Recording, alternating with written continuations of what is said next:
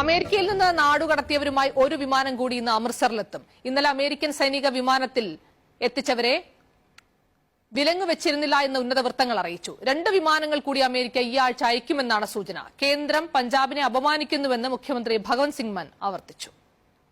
116 പേരുമായി അമേരിക്കൻ സൈനിക വിമാനം ഇന്നലെ 11:30-ക്കാണ് അമൃത്സർ വിമാനത്താവളത്തിൽ ഇറങ്ങിയത്.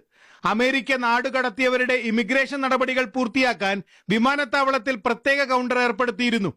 പഞ്ചാബ് മുഖ്യമന്ത്രി ഭഗവന്ത് മാനും കേന്ദ്രമന്ത്രി രവനീത് സിംഗ് ബിട്ടുവും വിമാനത്താവളത്തിൽ ഇവരെ സ്വീകരിക്കാനുണ്ടായിരുന്നു. തിരിച്ചെത്തിയവരിൽ 65 പേർ പഞ്ചാബിൽ നിന്നുള്ളവരാണ്.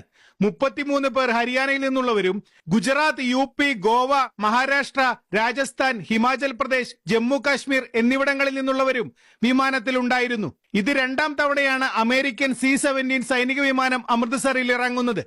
ഇന്ന് രാത്രി എത്തുന്ന വിമാനത്തിൽ 150ഓളം പേരുണ്ടെന്നാണ് വിവരം. ആദ്യ വിമാനത്തിൽ കൊണ്ടുവന്നവരെ വിലങ്ങും ചങ്ങലയും ഇട്ടത് വലിയ രാഷ്ട്രീയ വിവാദത്തിനിടയാക്കിയിരുന്നു.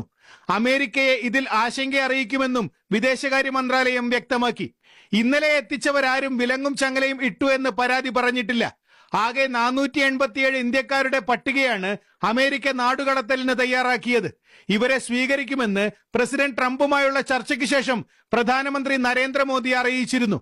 ഈ ആഴ്ച 2 വിമാനങ്ങൾ കൂടി ഇന്ത്യയിൽ എത്തുമെന്നാണ് സൂചന. പുണ്യനഗരമായ അമൃത്സറിൽ നാടുകടത്തിയവരെ ഇറക്കുന്നത് പഞ്ചാബിനെ അപമാനിക്കാനാണെന്ന് ഇന്നലെ ഭഗവന്ത് മാൻ കുറ്റപ്പെടുത്തി. അമേരിക്കൻ കോൺസുലേറ്റുള്ള നഗരങ്ങളിൽ ഇവരെ ഇറക്കരുത് എന്ന നിബന്ധന അമേരിക്ക വെച്ചു എന്ന റിപ്പോർട്ടുകളുമുണ്ട്. എന്നാൽ പഞ്ചാബിൽ നിന്നുള്ളവരുടെ എണ്ണം കൂടുതലായതുകൊണ്ടാണ് അമൃത്സറിൽ ഇറക്കുന്നത് എന്നാണ് സർക്കാർ വൃത്തങ്ങൾ വിശദീകരിക്കുന്നത്. ഏഷ്യാനെറ്റ് ന്യൂസ്, ദില്ലി.